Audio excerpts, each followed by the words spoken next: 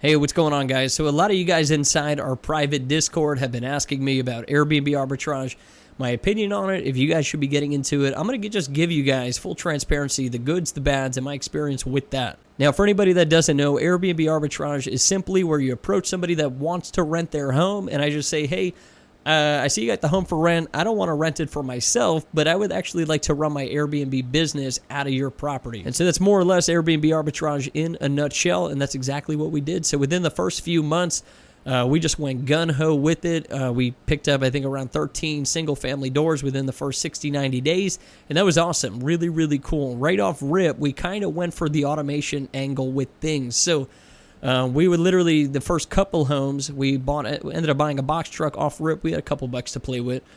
Shop for furniture on Facebook Marketplace, Craigslist, freebie alerts, things of that nature to furnish the homes. We do it ourselves. And by the second or third home, we're like, dude, let's just automate this. I don't want to be doing any work. I just want to count the money, right? Always a good mindset to have. And so that's exactly what we did. First piece we plugged in, and really, I mean, we did this right away. It was the cleaner, right? We don't want to clean these homes. We never even did. We hired a cleaner off rip. They would clean the home. Things were good.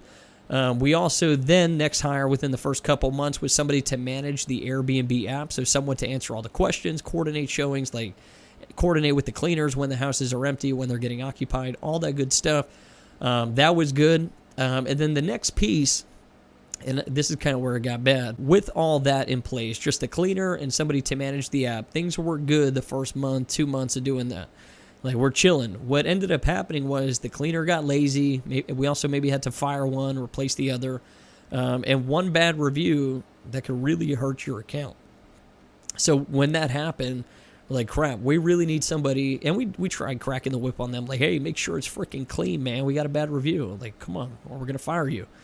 Kind of, tightened up on them more or less. But then, it continued and we're like, all right, we got to kind of circumvent this somehow. So the same person managing the app, I'm not going to say names, we also had her then inspect the cleaner's work. So the cleaner would clean and then she would go over there with another checklist, making sure everything's been done, everything's set properly, just 100%, right? And so at that point in time, once we hired that role, I moved down to Florida. The business was fully automated. A few months went by. Things were good. And then it was kind of a combination of the cleaner started to suck, so we had to keep replacing them. And then also she ended up not doing her job, the person to inspect these homes. So, we would send her to inspect them. Yep, sign it and everything. Yep, everything's good, perfect. And then stuff would come up with the guest. Hey, we found this. This isn't right. We, had this issue. And these are all things that were supposed to be checked off the list. And within literally, this is where it gets bad, within 2-3 months of kind of that dragging out, you're no longer a super host, so you're not at the top of the Airbnb page. You also start to get shadow banned. That is where Airbnb starts to push your listing on the second page, the third page, and then it just becomes very hard for people to find your home to rent, and then you get a whole lot less bookings. And so when we had the hot streak for several months where things were going perfect, it was amazing. We were making a freaking ton of money, hundreds of thousands of dollars within that short window of time that we operated. I mean, we were doing all sorts of fun things with the money. We were living it up, more or less. We had a ball. But then when things started to go south, it was kind of like, all right, we almost dug ourselves too deep in a hole to climb out. Just all these homes getting shadow banned, struggling to find the right people. So we're like, screw it. Let's just walk away. Let's dump it. Because backstory on that, for anybody that doesn't know, the only reason we got into Airbnb is because we couldn't do real estate wholesaling or even buying property when COVID hit in 2020. So we made the transition into Airbnb.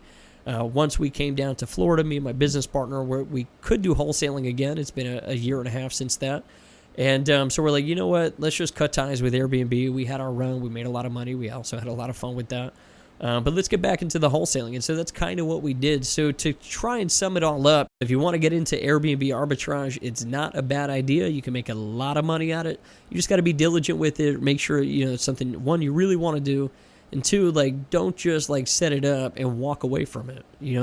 Devote your time, your energy into that system, making sure everything is smooth, everything's running properly. And I guarantee you won't have the same problems we had. If you guys like videos like this, let me know down in the comments. Also, too, guys, right now our Discord is $35 a month. That will get you our $5,000 course for free if there is a spot available. On top of that, inside the Discord, we have 4 Zooms a week on these private meetings that get to coach you on wholesaling and getting free homes. When I say free homes, I'm talking homes with no cash, no credit.